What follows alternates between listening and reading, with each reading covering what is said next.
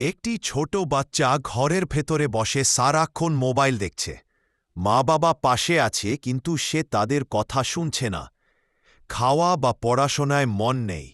মা বাচ্চাকে বারণ করছে এবং বলছে, এভাবে সারাক্ষণ মোবাইল দেখলে ভূত এসে খেয়ে ফেলবে।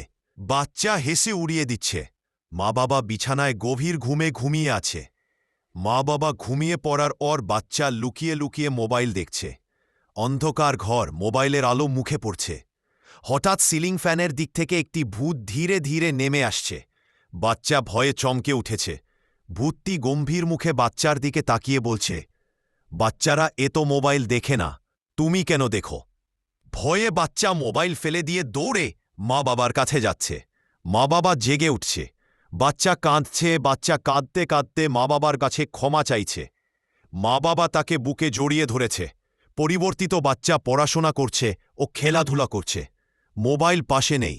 মা বাবা খুশি মুখে তাকিয়ে আছে।